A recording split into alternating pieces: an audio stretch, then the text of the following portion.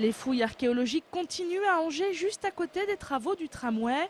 Aujourd'hui, rue Saint-Maury, les archéologues ouvraient l'une des 3 sépultures trouvées la semaine dernière.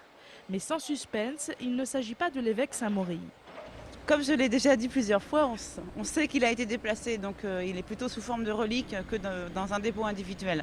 Donc là, non, c'est pareil, ça ne sera pas Saint-Maury non plus. La surprise vient surtout des murs de construction assez nombreux trouvés plus loin.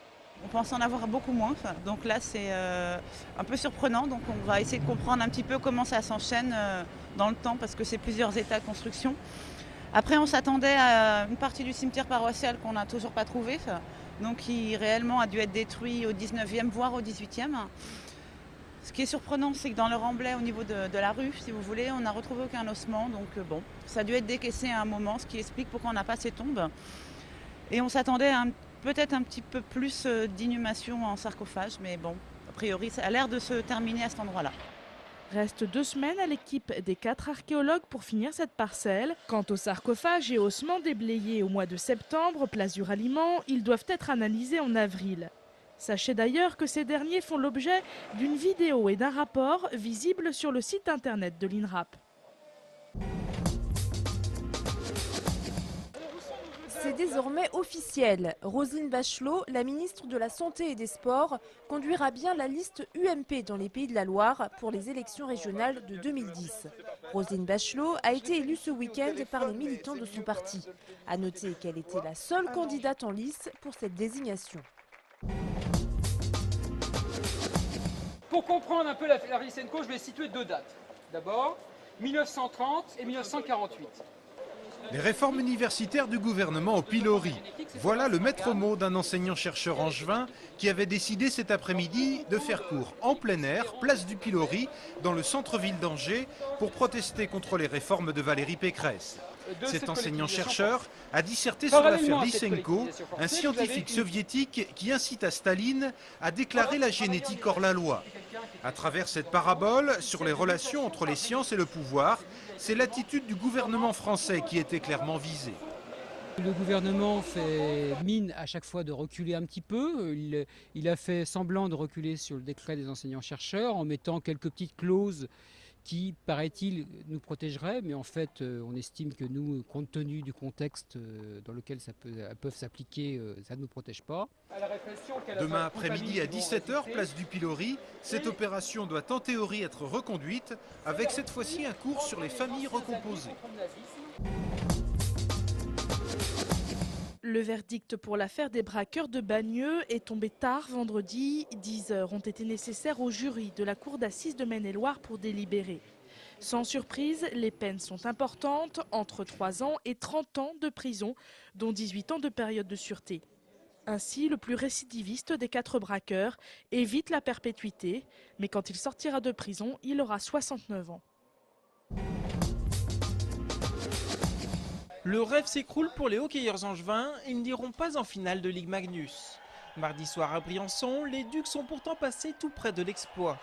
Dans ce dernier match, les Angevins ont débuté la partie en infligeant un 3-0 au Diable Rouge de Briançon.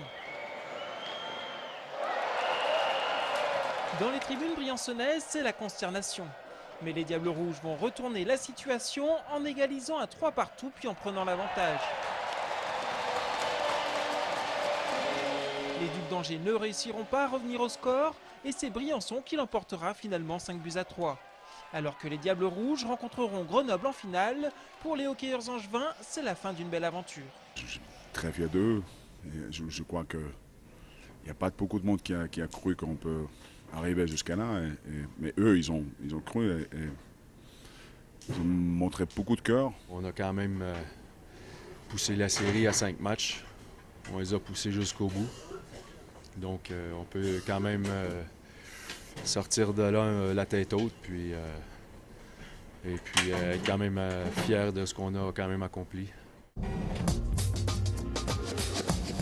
C'est le 12e album du groupe angevin Lojo. Il sort aujourd'hui et il s'appelle Cosmophono. Lojo, c'est une musique pleine de rythme et d'harmonie du monde, mais c'est aussi une histoire de 27 ans autour de Denis Péan et ses musiciens. Il y a quelques jours, Denis triait d'ailleurs les archives photos du groupe. Elles sont pleines de pépites. C'est une photographie faite par Christelle Chiodano, qui était chanteuse avec Lojo. C'est à New York. On avait amené 2 performeurs à New York. C'est un tableau de Joe Peinture fait en direct au Lincoln Center. Il y a toutes les époques. Il y a toutes les époques, tous les formats de photographie, tous les supports. Il y a des photos plutôt amateurs. Il y a des photos d'une grande qualité photographique, comme celle de Bogdan Konopka.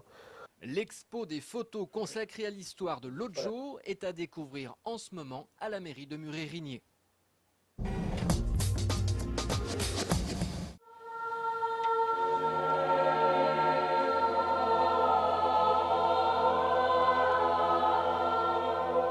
Si l'histoire entre les Français et les Anglais a parfois été compliquée, elle peut aussi donner des moments de grâce. Et c'était le cas samedi après-midi en la cathédrale Saint-Maurice d'Angers, à l'occasion d'un concert spirituel qui a réuni le jeune chœur de l'école maîtrisienne régionale et les élèves du Queen's College de Cambridge.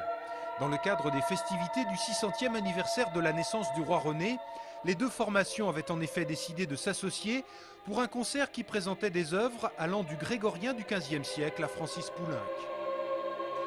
Nous avons travaillé par mail interposé. Alors ça peut paraître étrange, mais avec le mail, on peut se donner beaucoup d'indications musicales et artistiques et chacun travaillait de son côté avant de se rencontrer aujourd'hui.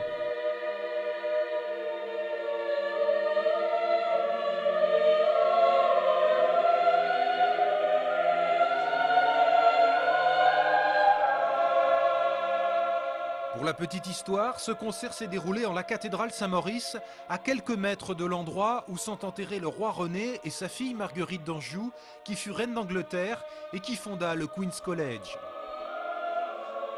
C'était cette période de roi René, une période très très importante aussi pour l'Angleterre et les relations entre l'Angleterre et la France étaient très très fortes. Si vous n'avez pas pu apprécier ce samedi le jeune chœur de l'école maîtrisienne régionale, sachez que vous pourrez vous rattraper les 23 et 24 avril prochains à la collégiale Saint-Martin à Angers, avec là encore un concert qui rendra hommage au roi René.